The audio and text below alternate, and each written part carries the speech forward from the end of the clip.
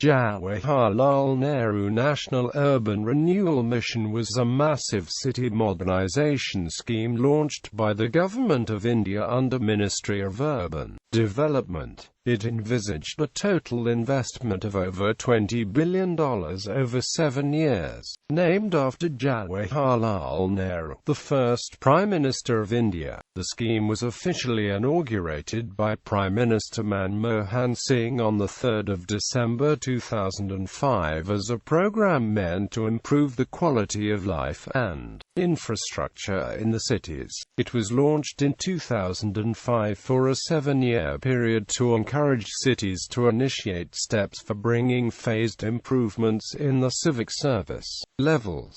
The government had extended the tenure of the mission for 2 years, i.e. from April 2012 to March 31, 2014. JNNURM was a huge mission which relates primarily to development in the context of urban conglomerates focusing to the Indian cities. JNNURM aims at creating economically productive, efficient, equitable and responsive cities by a strategy of upgrading the social and economic infrastructure in cities, provision of basic services to urban poor and wide-ranging urban sector reforms to strengthen municipal governance in accordance with the 74th Constitutional Amendment Act, 1992. Backdrop: JNNURM is a unique project dedicated to the redevelopment of India's cities, as India has traditionally primarily focused on the development of rural areas, especially its underdeveloped villages. As per the 2011 census, India is home to about 1.21 billion people, making it one of the most densely populated areas of the world. However, it was also estimated that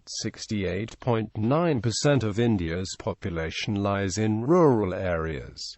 Urban India is fast-growing but sometimes in unplanned ways. India is benchmarked to be the next superpower that held a steady growth rate during the recent recession. But unplanned growth has taken a toll on urban India, especially due to problems in the rural agricultural sector. The rising urban population due to transformation of rural areas into urban areas and other factors have contributed to the decrease of living standards in urban areas. Inadequate infrastructure, rising population rates as well as rising urban poverty are major causes to the degradation of the cities. Hence, the Government of India has taken up the initiative to redevelop urban towns and cities by developing infrastructure, municipal reforms and providing aid to the state governments and the urban local bodies. As per the information in the JNNURM mission brochure as launched by the authorities, cities and towns account for 30% of the country's population, contributing 50 to 55% of the gross domestic product. The degrading conditions in cities have forced the government to rethink the strategies to adhere to the socio-economic objectives of the country. Hence, this had been proposed. Structure. Submissions. JNNURM primarily incorporates 2 submissions into its program. The Submission for Urban Infrastructure and Governance administered by the Ministry of Urban Development, with a focus on water supply and sanitation, solid waste management, road network, urban transport and redevelopment of old city areas. The Submission for Basic Services to the Urban Poor administered by the Ministry of Housing and Urban Poverty Alleviation with a focus on integrated development of slums.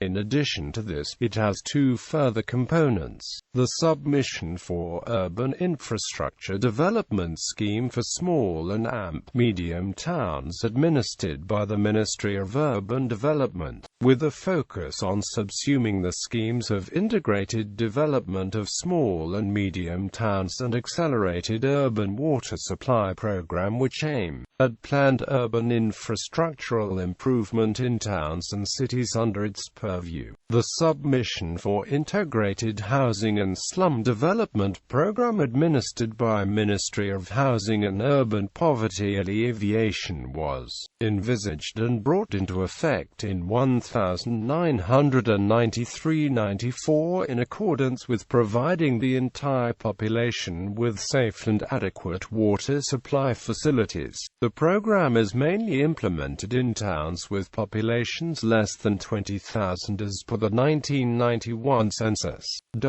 Objectives: focused attention relating to infrastructural services in the context of integrated development is to be covered under the mission. Make efficient and increase self-sustaining capabilities of cities as per the sector, improving infrastructural services by securing the linkages between asset creation and asset management.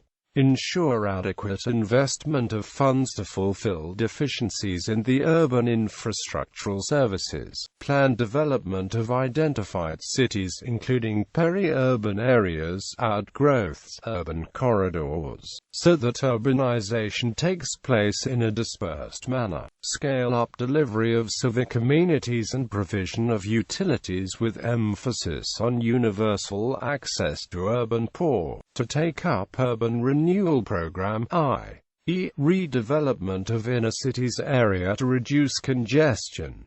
Duration. The duration of the mission is 7 years beginning from December 2005. During this period, the mission sought to ensure sustainable development of participating cities. An evaluation of the experience of implementation of the mission would be undertaken before the end of the 11th five-year plan in 2012. The duration of the mission was extended by 2 more years, until the 31st of March 2014.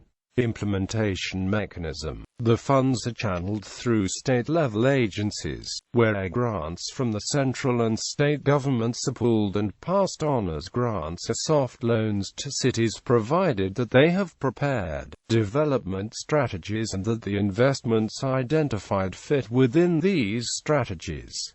The mission emphasizes transparency and accountability. It supports public-private partnerships and cost recovery to make service providers financially self-sustaining. The share of grant funding by the central government can vary from 35% in the largest cities to up to 90% in cities in the northeast. Most cities receive grants covering 50% or 80% of costs depending on size.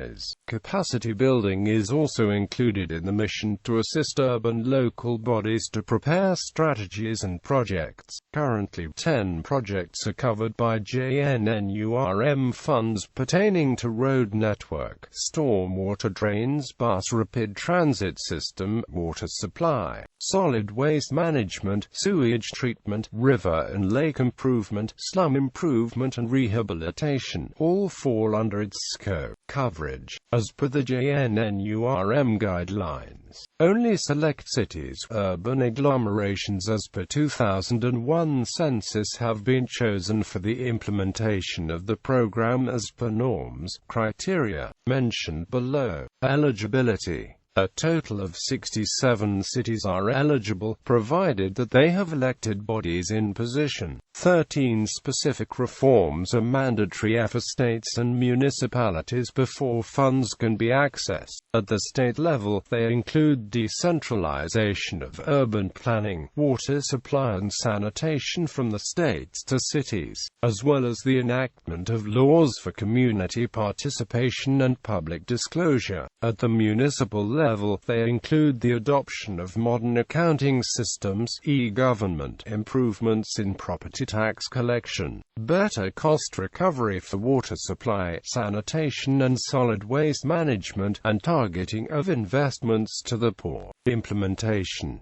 State-level reforms. As of 2012, Gujarat led the tally for the state-level reforms, being the only state to have achieved all 10 reforms required by the mission. 5 states have achieved 9 out of 10 reforms: Telangana, Andhra Pradesh, Maharashtra, Madhya Pradesh, Orissa and Uttar Pradesh. Public disclosure and community participation laws have initially progressed slowly, with only 5 states managing to enact them as part of the reform agenda as of 2009.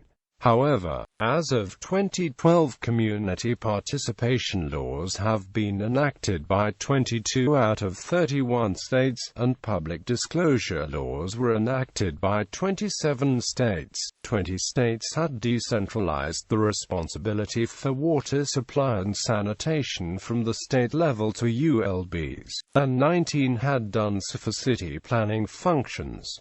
City-level reforms. As of 2012, Visakhapatnam, Surat and Pune had the distinction of having accomplished all 8 city-level reforms. Chennai, Greater Mumbai and Hyderabad had achieved 7 out of 8 reforms. Out of 67 cities, 30 had achieved the 90% target for property tax collection. 20 had achieved full operation and maintenance cost recovery for water supply and sanitation, but only 8 had achieved cost recovery for solid waste.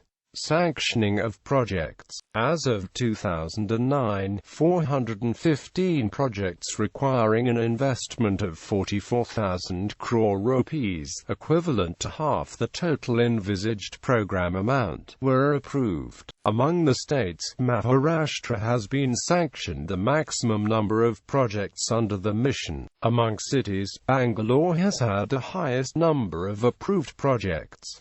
Midterm appraisal. A midterm appraisal carried out in 2009 by the consulting firm Grant Thornton recommended to establish a single directorate for the ministries in charge of the mission, more involvement of city administrations in the preparation of city development plans that were prepared by consultants, broader stakeholder consultation during environmental and social impact assessments, the development of a national procurement manual, separation of the approval process for projects in 2 stages, financial support and capacity development for the implementation of reforms in addition to funding for infrastructure, the use of policies for public-private partnerships and pooled funding mechanisms at the state level, such as urban development funds that exist in Tamil Nadu and Orissa. Funding shares by city categories.